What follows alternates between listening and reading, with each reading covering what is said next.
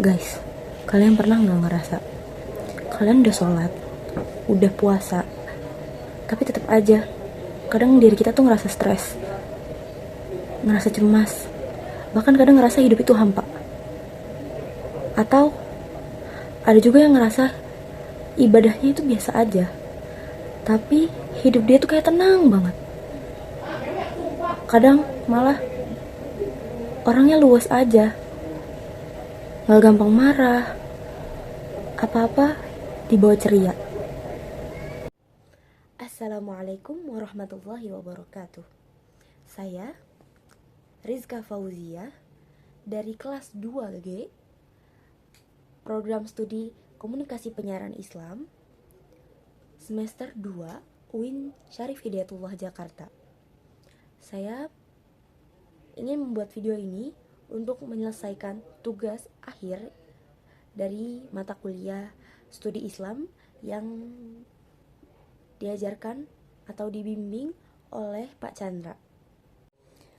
Data dari WHO tahun 2022 menyebutkan bahwa Indonesia masuk dalam negara dengan tingkat kecemasan dan depresi tertinggi di Asia Tenggara. Dan ironisnya, kita adalah negara dengan populasi muslim terbesar di Indonesia. Kalau kita tanya, kebanyakan orang, apa itu ibadah? Jawabannya pasti sholat, puasa, zakat, haji. Itu bukan salah, tetapi itu baru setengah dari jawaban yang benar. Imam Al-Ghazali dalam kitab Ihya Ulumuddin menjelaskan bahwa ibadah yang sempurna bukan hanya tentang gerakan fisik, tapi juga bacaan lisan, tapi tentang kehadiran hati, niat yang lurus, dan dampak yang didapatkan. Allah berfirman dalam Al-Baqarah ayat 45, A'udzubillahi minasyaitonirrajim. Bismillahirrahmanirrahim. Bis-sabri wasta'inu. Nah, lanjut aja. Allah berfirman dalam Al-Qur'an ayat 45, A'udzubillahi minasyaitonirrajim. Bismillahirrahmanirrahim. Wasta'inu bis-sabri was-salah wa innaha lakabiratun illa 'alal khashi'in. Kata kunci yang di sini itu al-khashi'in, yaitu orang-orang yang khusyuk. Artinya, ibadah yang benar bukan soal jumlah rakaat, melainkan kualitas dari ibadah tersebut. Dan kualitas itulah yang menghasilkan dampak nyata dalam kehidupan sehari-hari. Dalam video ini, kita akan melihat 3 contoh konkret sholat, puasa, dan zakat. Ketiganya bukan ritual sahaja yang berdiri sendiri, tetapi ia merupakan sistem pembentukan diri yang komprehensif. Pertama, sholat. 5 waktu sehari, 7 hari seminggu, 12 bulan setahun. Pernah mikir nggak, kenapa Allah mewajibkan jadwal sespesifik itu? Karena sholat sedang mengajarkan kita untuk manajemen waktu yang paling fundamental. Subuh mengajarkan kita bangun sebelum matahari terbit, yang mana itu merupakan produktif. Zuhur menghentikan aktivitas di tengah hari, yang mana itu merupakan sebuah pause yang justru secara neuroscience terbukti itu meningkatkan fokus dan mencegah burnout. Asar, maghrib, dan isya, semuanya itu adalah struktur ritme harian yang didesain untuk kita menjalankan hari-hari dengan keseimbangan. Inna sholata tanha anil fahsya'i wal munkar. Sesungguhnya sholat itu menjaga dari perbuatan keji dan munkar. Ayat ini menegaskan sholat yang benar akan hanya menyelesaikan kewajiban, tapi aktif juga mengubah perilaku. Ini yang para psikolog sebut sebagai behavioral atau pembiasaan yang secara konsisten membentuk karakter.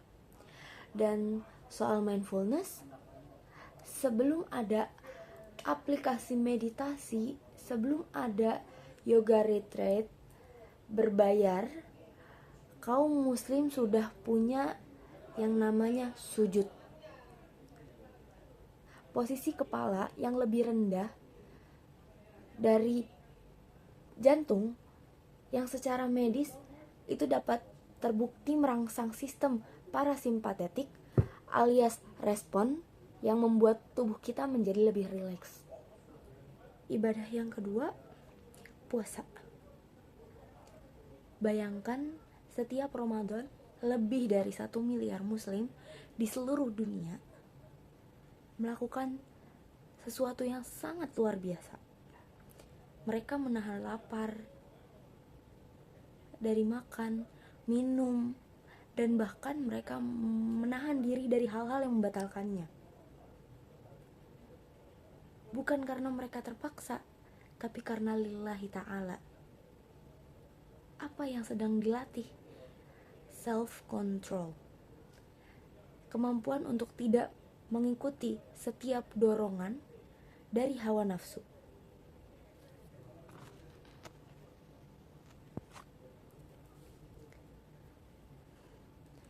Ya ayyuhalladzina amanu kutiba alaikumus shiyam kama kutiba alal ladzina min qablikum la'allakum tattaqun.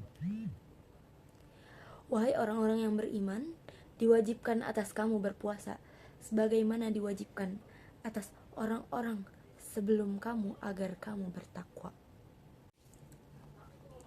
Dan penelitian Stanford yang terkenal, Marshmallow Test, membuktikan bahwa anak-anak yang mampu nilai gratification cenderung lebih sukses, lebih sehat secara mental, dan lebih bahagia di masa dewasa.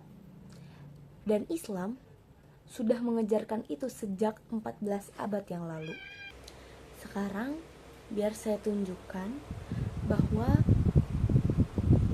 ini bukan sekedar klaim, melainkan sains pun berbicara.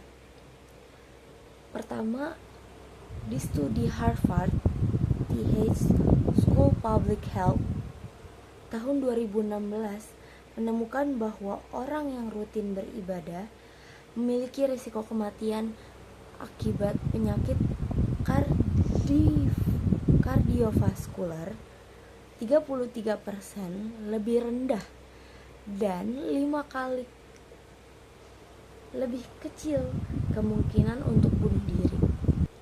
Kedua, penelitian Dr. Andrew Newbridge, seorang neuroscientist dari Thomas Jefferson University, menggunakan brain scan untuk membuktikan bahwa praktik meditasi dan doa secara konsisten itu dapat mengaktifkan prefrontal cortex, yaitu bagian otak yang bertanggung jawab atas kontrol diri, empati, dan juga pengambilan keputusan.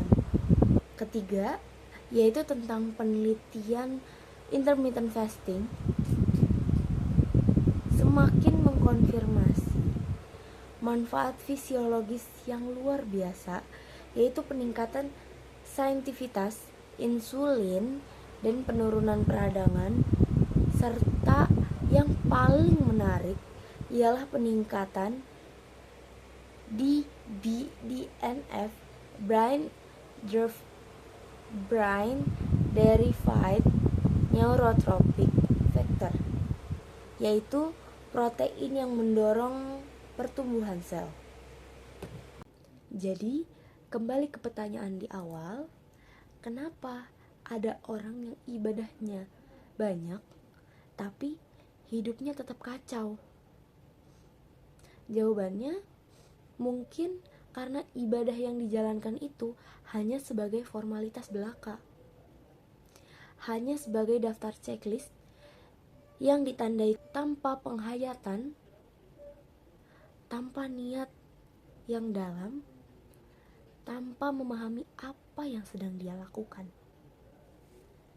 Sholat yang membentuk karakter adalah sholat yang khusyuk. Puasa yang membentuk self-control adalah puasa yang bukan cuma menahan lapar, tapi juga menahan lisan, pikiran, dan perilaku. Dan yang membersihkan jiwa adalah zakat yang ditunaikan dengan keikhlasan, kesadaran sosial. Ibadah dalam Islam bukan checklist. Ibadah adalah proses transformasi diri yang berlangsung seumur hidup. Semoga setelah menonton video ini, kita semua bisa memaknai ibadah dengan lebih dalam, bukan karena takut dosa, bukan karena kebiasaan, tapi karena kita benar-benar memahami bahwa Allah merancang ibadah ini untuk kebaikan kita. Wassalamualaikum warahmatullahi wabarakatuh.